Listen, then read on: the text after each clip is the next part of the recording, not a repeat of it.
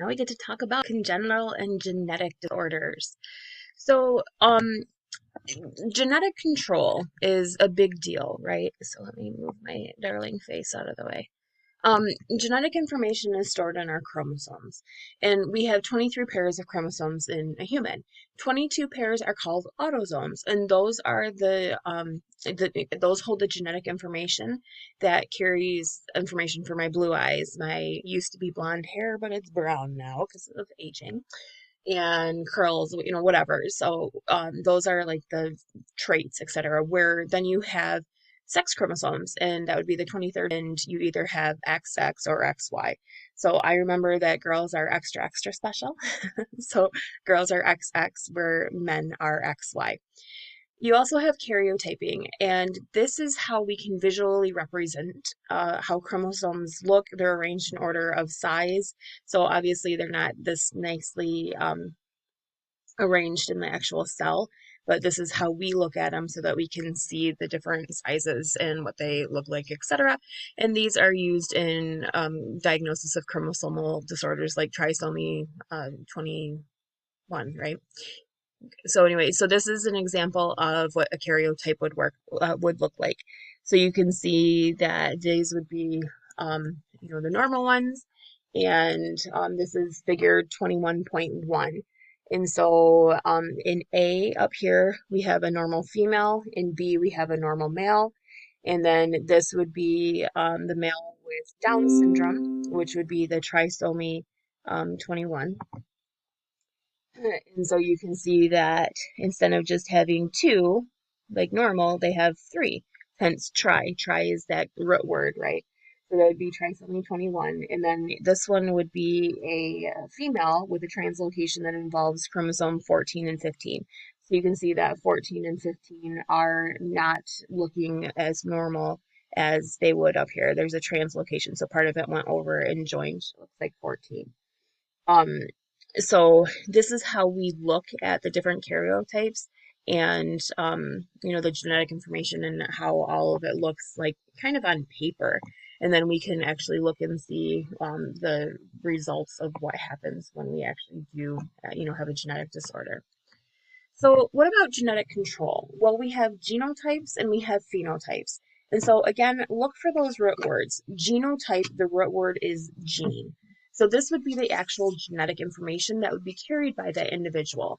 And all cells, except for the gametes, which are those sex cells, eggs and sperm, of an individual have the same genotype. And not all genes are expressed in all cells. And so that's what's really cool, because even though, you and I might have the same, we have the same number of chromosomes, the location of genes are the same. Depending on how they're expressed, it changes how I look, you look, our genetic histories, etc. So not all genes are going to be expressed in actual cells or in cells. And then you have the phenotype, and the root word for this one is picture, pheno, right? So the phenotype is how your genes are expressed. So this would be your appearance, hence my brown hair, blue eyes, etc. So what about congenital disorders? Well, congenital means you're born with it, okay? And so these are disorders that are present at birth. And these include inherited or developmental disorders like Down syndrome and many of the others that we'll be talking about coming up. Inherited disorders may be may be caused by either a single gene expression, a chromosomal defect, or a polygenic expression. And you also have single gene disorders, and these would be trait controlled by one set of alleles, which are locations on the actual gene, and these can be transmitted to subsequent generations. Because if I change my genetic code, the coding of my genes, etc., and I did have children, I would be passing that on to my children because it's part of my permanent genetic makeup now. So here is a table, and it's table 21.1. And this is on page 568. And these are some examples of genetic disorders and their inheritance. So single gene disorders, autosomal dominant, and these would be like adult polycystic kidney failures, Huntington and chorea, high cholesterol, Marfan syndrome, etc. You have autosomal recessive disorders. And so Autosomal just means those body cells, so not the X or Y, so the autosomal. And the dominant means it's kind of like a bully gene. You only need to have one copy of it for it to be expressed. So you can be big X, little x, and still have it, for instance, right? Where the autosomal recessive, the recessive, I teach them as little wimps. And so they're the little letters. So we'll say little a instead of, I shouldn't probably have used X because I don't want to confuse that with the sex chromosomes. But we can have big A, little a. So the autosomal dominant would be big A, or big A, little a, where the autosomal recessive, you can be a carrier, but in order to express it, you have to have two copies of the little guy, so two little A's. And we'll get into that here coming up in a second. So the autosomal recessive disorder examples would be like cystic fibrosis, phenylketonuria, sickle cell anemia, Tay-Sachs, right? Some X-linked dominant disorders can be Fragile X syndrome. X-linked recessive can be color blindness and Duchenne's muscular dystrophy. And then you also have multifactorial disorders, and these can be anencephaly, you're born without a brain, cleft lip and cleft palate, clubfoot, congenital heart disease, schizophrenia, etc. And then you can have chromosomal disorders, and these would be like your Down syndrome, your Turner syndrome, Klinefelter syndrome, and your Edwards syndrome. So with your chromosomal abnormalities, usually these are caused during an error that occurs during meiosis. So remember, mitosis, the toes are going to be your body cells, where meiosis is the reproduction of your gametes, so your eggs or your sperm. And so this is usually occurring during that error. Geez, apparently I want to read error as arrow today, by either non-disjunction or translocation. We also have tetragonic agents, and these are agents that cause damage using or during the embryonic or the fetal development of the embryo. And you can also have multifactorial disorders, and these would be large number of disorders that can fall in this category. Often have a pattern of familial inheritance, and oftentimes, but not always, there is an environmental component. Other congenital or development disorders include, results, they present itself because of a premature birth. So you're not done quite incubating, so you get expelled quick, right? You get pushed out of the womb early, and so the premature birth can cause some problems. Also, problems can arise from difficult labor and delivery, and cerebral palsy would be an example of one of those things. So talking about single gene disorders, this starts on page 570, and these are classified by inheritance patterns.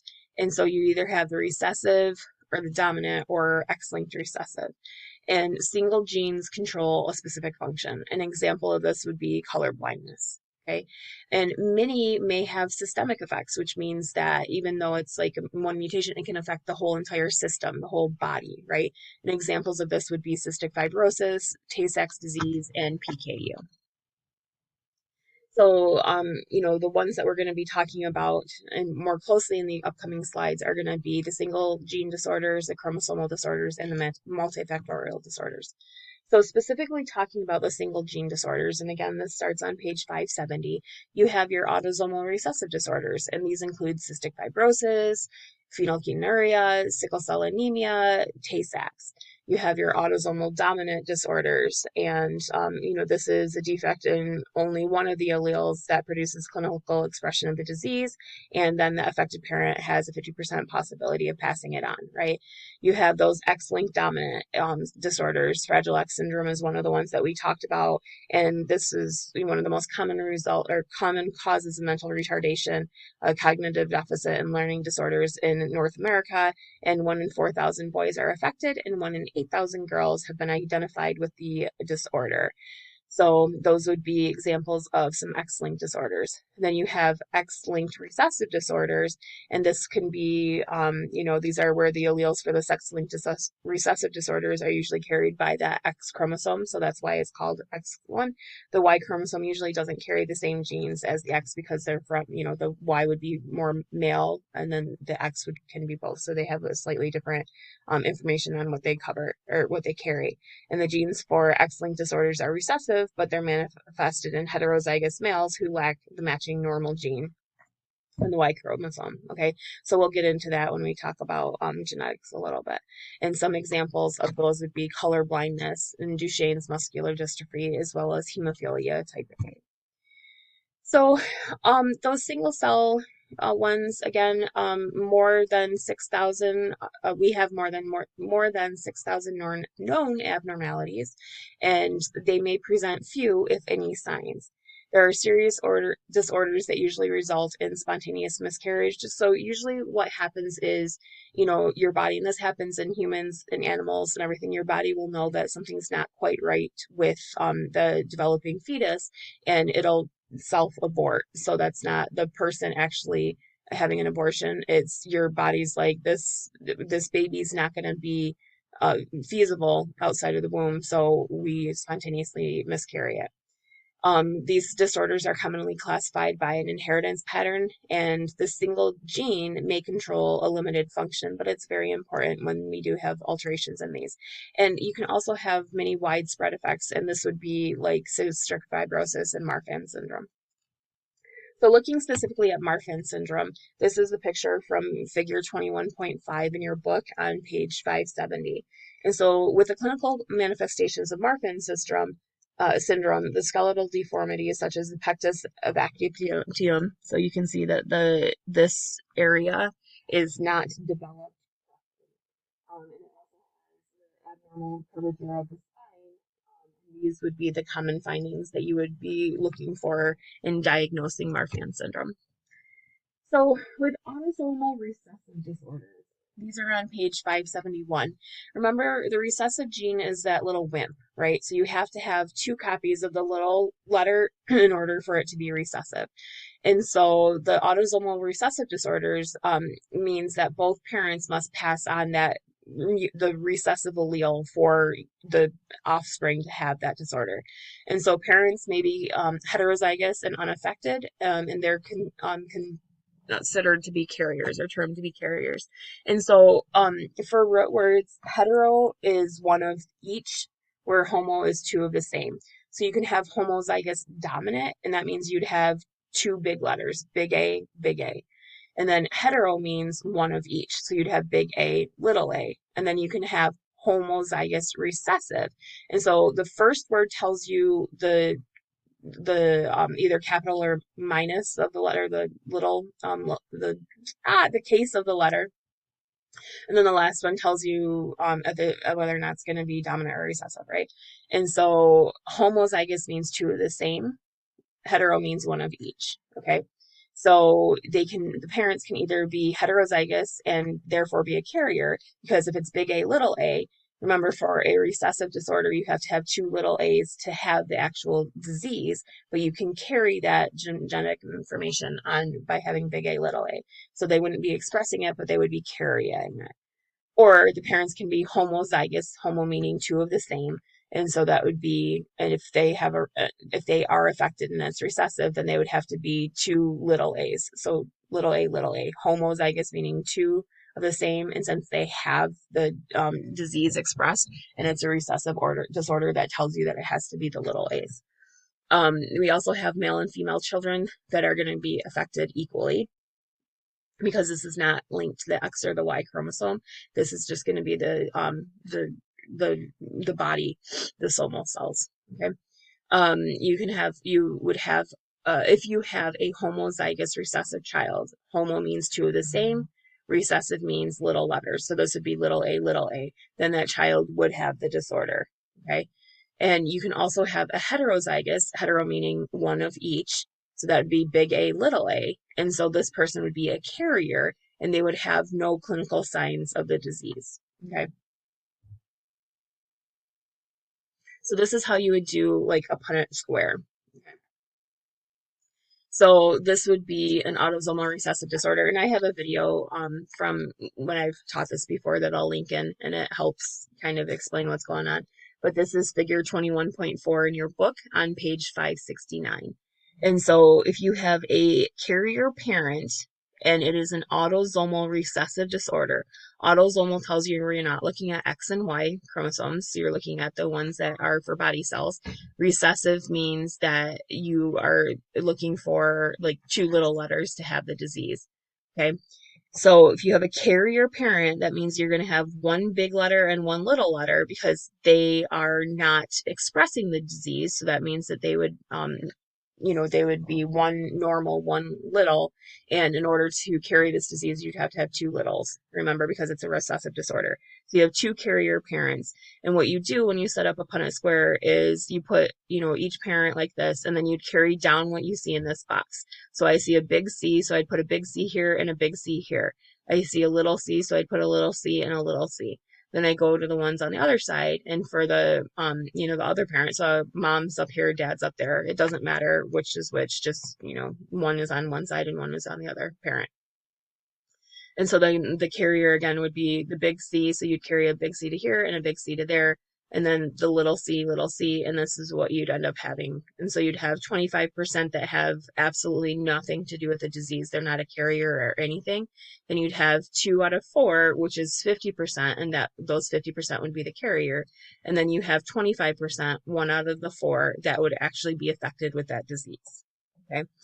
So this is where you would have two carrier parents having a child. Now, what would happen if you have a normal parent that doesn't have any of the genes? So you can see that they have 2 big C's, and then you have an affected parent. So this is a non-carrier parent and then an affected parent. And again, this is an autosomal recessive disorder. So when you carry the little C's down and the big C's over, you'd see that all children would be carriers.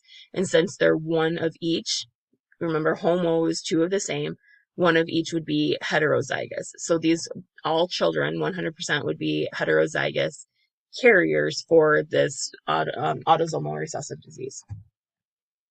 So some examples of autosomal recessive diseases include cystic fibrosis, the PKU that we've talked about before, and also Tay-Sachs. So with the autosomal dominant disorders, apparently my brain, I just woke up like a couple hours ago, and for whatever reason, my brain's still having an issue. So autosomal dominant disorders, these are where your inheritance of one allele causes the disorder, and only one parent needs to have a carrier allele, because remember, our dominant ones are bullies. So you only need to have one copy of the big letter, big A, if you want to in order to express the disease. Okay, so this one means there are no carriers. You either have it or you don't. So unaffected people, they can't transmit this disorder, because before, when we were talking about carriers, remember we had big A, little a. Well, that big A is dominant, and so the big A would say, yep, I have the disease. Okay, so that's just a big, very important difference between the two. And then some conditions become evident later in life, and the allele for the disorder may have been passed on to the next generation before the actual diagnosis of the disease occurred in the parent. And this is coined or termed delayed lethal genotype. So lethal means you're going to die from it, but delayed means it didn't present immediately. So here is again another example of when we're talking about the autosomal dominant. Remember, carry down, carry over, same different thing. But for the dominant, you only need to have one copy of the big letter in order to have the disease. So in this one, they're using H's. And so since these two, theoretical people have the big H's, then they would both have the disease. And that would be coming from having an affected parent and then a normal parent. So 2 little H's and then 1 big H and 1 little h. Where if you have an affected parent and another affected parent and they have children, then you're going to have 75% of passing on that gene to the child. Examples of this would be like adult polycystic kidney disease, Huntington's disease, familiar hypercholesterolemia, so that's high cholesterol, as well as Marfan's. So now moving on to X-linked dominant disorders. Well, these are where you can actually be in male or female, right? And so this is discussed on page 571. And so this is heterozygous, hetero meaning one of each. And again, this is going to be affecting, sorry guys, both males and females. But there is a reduced penetrance in females. And one example of this would be the Fragile X syndrome, and this is the most common cause of mental retardation in North America, like we talked about a few slides before, and it presents itself with cognitive deficit and learning disorders, and both males and females can be affected. So when talking about the X-linked recessive disorders, the allele or that gene variant is carried on the X chromosome, but not the Y chromosome. And so this is manifested in heterozygous males. Okay, so heterozygous, it only means one. And remember, males are XY. So since the male doesn't have the matching X, right, they have a Y, that's why it affects males versus females differently. So it's manifested in the heterozygous males, so one of each males lacking the matching unaffected gene on the Y chromosome. Okay, so since it's recessive, if I'm a girl, I am a girl, I have two X's. And so if I have no carriers, then I'd be big X, big X. But if I am a carrier for a recessive, then I could have big X, little x. And then when I have a child, like the X's can cancel each other out. But since the males don't have that extra X for like protection in a way, they either have it or they don't. Where the female, you'd have to have two copies of the little X's in order to express this recessive disorder. And so again, that since the males lack the other X and they have a Y instead, that's why they have it manifestation in a higher amount. So heterozygous, meaning like big X, little x, females are carriers, and homozygous recessive females may be affected. So homozygous meaning two of each, recessive meaning two little x's, right? And then they may be affected. And the inheritance may appear to skip generations. And examples of this skipping generations possibility can be Duchenne's muscular dystrophy as well as classic hemophilia. So this would be an example of the X-linked recessive disorder, Punnett Square. And so again, you can see the mother carrier, they're using, the X's because we're females. And so we have two X's where the males have an XY. And then you can see if they're carriers or dominant recessive, etc. And so this Punnett Square is detailed on page 569 on figure 21.4. And so you can see you're going to do the same thing and carry down the X with the big D, X with the big D, X with the little d, X with the little d, and then cross it over X with the big D and do that. And then you can see you have XX, which would be female, XX, which would be female. The two big D's means that the female would be normal. The one big D and the one little d means that she would be a carrier. Okay. And then since this one had the Y carry over and the X down, this would be XY. So that'd be a male. And he would be normal because the X that he inherited from the mother is a big D, right? Where this one, since he inherited the little d from the mom, so the X little d, then the male would be affected. Because like I said, he doesn't have two X's to kind of buffer. Okay. And so he either has it or he doesn't. So this would be one example, and then this would be another example where you have, an affected father. So XY is dad, right? And then he has a little d on his X, so he'd be affected. And so you have a carrier since the mom passed on the big D, and then you'd have two children that would be affected. Okay. So talking about Downs, this is known as trisomy 21, okay? And so tri means three. And so like we said in the earlier picture, instead of just having two copies of the chromosome 21, they actually have three, okay? And this can be caused by non-disjunction or translocation. And so, Down syndrome is actually pretty common, right? And especially in as you get, in your 30s and stuff, they start testing for this a little bit more in pregnancies, etc. Turner syndrome. This is, you can see Turner syndrome, and actually pictures coming up on the next slide. This is Turner syndrome XO, and this affects females, and they have a very short stature, and this results in infertility. You also have Klinefelter syndrome, and this your genetics would be XXY, and so you inherit an extra X chromosome like that. And so because you don't have the exact number, same with Turner's, you don't have XY or XX, you have an extra, this results in infertility. So this is a picture, and this is figure 21.6 on page 572 of your book. And this is a child that has Turner syndrome. This is a 14-year-old female with Turner syndrome that shows the characteristic short stature and that the webbed feet. Okay, so those would be classic examples of Turner syndrome. And this is Klinefelter syndrome. And this would be, what you're going to be looking for in this little male. And so yeah, so you can look and see all the differences and how they actually present themselves. And yeah. So with the Turner syndrome, one a sex chromosome. Yes, so this one is go back up here. So here it is. So Turner syndrome is monosomy X or Turner syndrome, and this occurs when only one sex chromosome, the X chromosome, is present. This person only has 45 chromosomes, and this results in a variety of physical abnormalities and a lack of ovaries.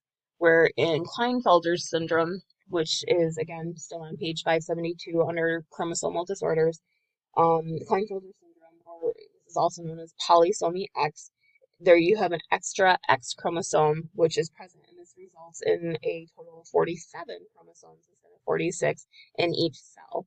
Not all males show signs or are diagnosed, but typically the testes of the male are going to be smaller and sperm are not going to be produced, right?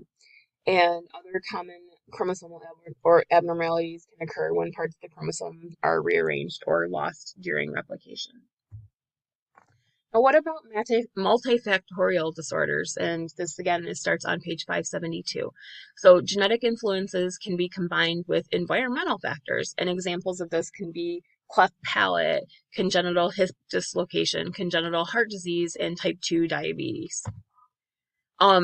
So with these developmental disorders, some of them can result from an exposure to drugs, chemicals, or radiation that occurs during the childbearing years.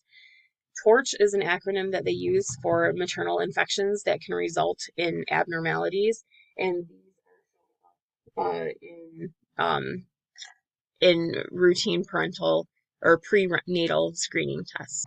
The TORCH acronym can be seen on page 573, and so it's again, the T is for toxoplasmosis, O is for other, such as hepatitis B, mumps, rubella, varicella, gonorrhea, and syphilis. R would be for rubella.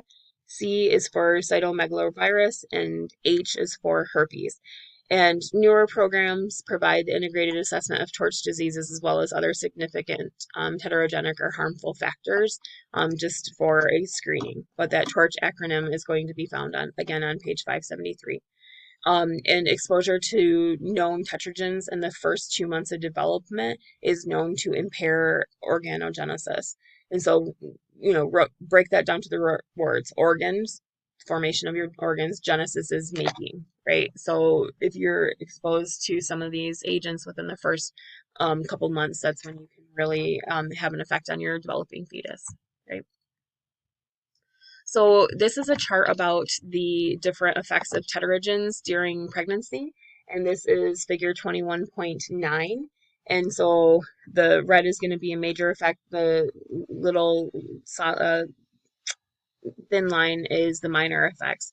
And so these are the areas that are most affected: the central nervous system, the heart, your arms and legs, the eyes and ears, and your teeth and the palate.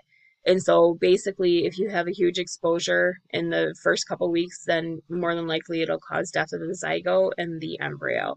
And then if you're exposed in the early periods here, when you're really starting to develop your organs, etc., then you can see that you can have a very major effect where after they're already formed, you have more of a minor effect, but you still obviously want to stay away from the tetragens. So with diagnostic tools, this is discussed on page 574, testing may be available. And so you can do genetic testing prior to conception. You can do it during the first trimester of pregnancy, and you can also do it in a newborn. And the testing is recommended for a family history of a specific disease. So I carry heart disease in my family. So this is one of the major reason why I decided to not have children, right? And because I know that I would have more a 50% chance of passing it on to my child, and I wouldn't do that. So if I did have children, genetic counseling would be highly suggested, right? But the testing is recommended for family history with specific disease, a previous birth to a child that had an abnormality to see if it would more than likely happen again or not. Certain ethnic groups that have higher risk for a specific disease, as well as pregnant women that are over 35 years of age, because again, at that time, you do have an increased prevalence of Down syndrome. You can do blood tests on pregnant women, and this would be the alpha fetoprotein testing. And so then you can see what's going on there. You can do in utero testing, and so this includes your amniocentesis and your chronic villi assay. And then you also can do neonatal testing, and this would be testing for excreted metabolites to diagnose, for an example, PKU. And you can also test the blood of the neonate.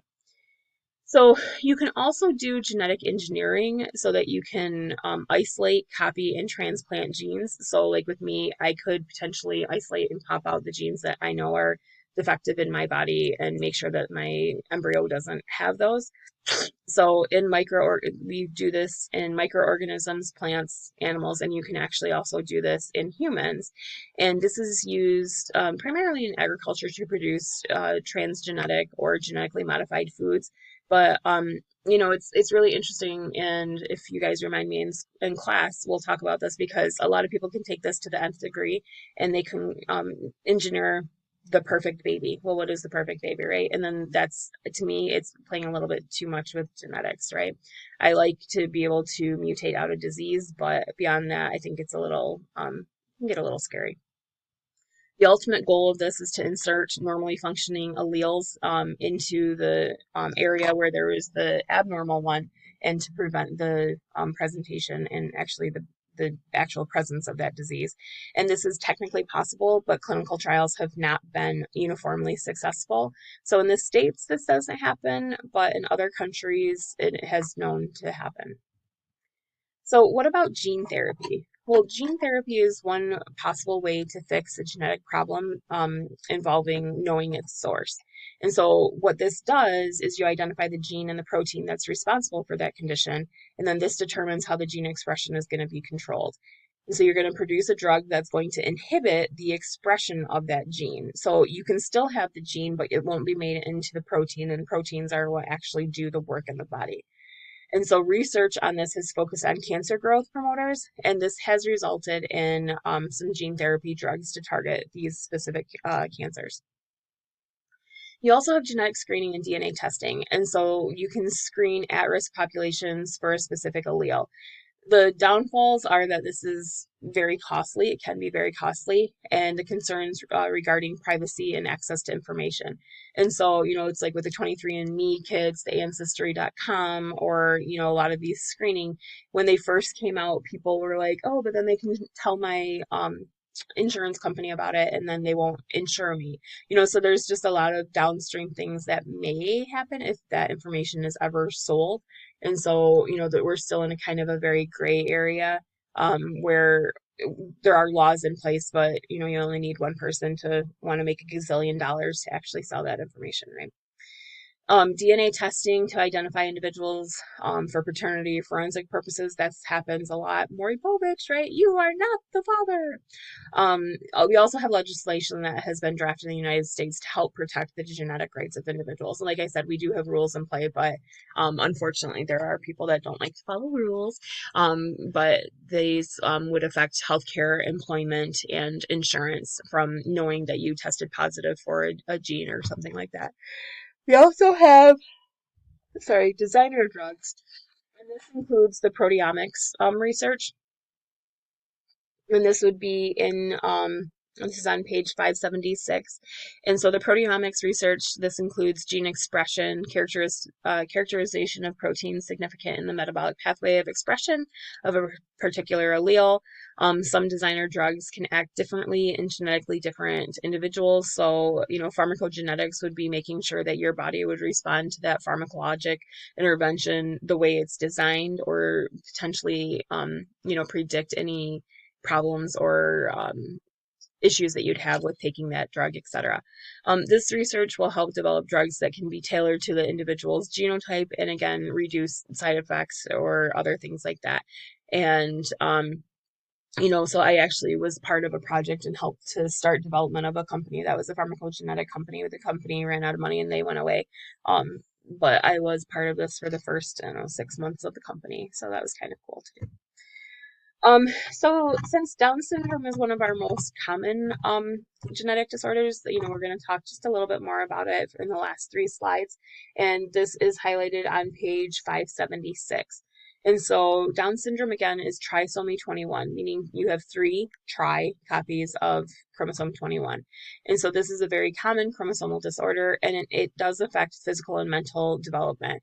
And the risk increases with maternal age. I'm 43 right now, so if I did have a child, they would closely be monitoring it for the potential of trisomy 21. One time they would have to, you either have the genes or you don't, you develop it, right? So you can triple or quadruple screen test and or do first trimester screening tests, and this can be with the ultrasound and the maternal blood screening, and this may also be used to calculate the risk for Down syndrome. You can also do the amniocentesis or the chronic villi sampling to confirm without a doubt that the Down syndrome is present before the child is actually born. So what are some of the characteristics of Down syndrome? Well, I think they are beautiful babies and they're so incredibly cute. But they have a small head, round face with a flat facial profile. They can have slanted eyes and an epicathic fold. They typically have a large tongue with a high arched palate. They have small hands with a single palmar crease, and they tend to be shorter and have a short stature. The muscles tend to be hypotonic, and because of this, they don't have the right tenseness to keep your joints in place, and so they tend to have loose joints. They express delayed developmental stages, and they can have cognitive impairment ranges from mild to major. Just like every disease, you can have mild effects or major effects. And you also have delayed or incomplete sexual development, and the males are infertile, where the females have a lower rate of conception. And this is a beautiful Downs baby. This is in figure 21.10. And so this picture is showing the characteristic facial features with the upward slanting palpebral fissures, right? The epicanthal folds, and then the flat nasal bridge right there. I just want to snuggle it. And then this would be a close-up of an eye of a typical Downs patient. And this is where you have the brush field spots in the eye. Okay. So that is the end of chapter 21. So we will see you guys in class. Thanks. Bye-bye.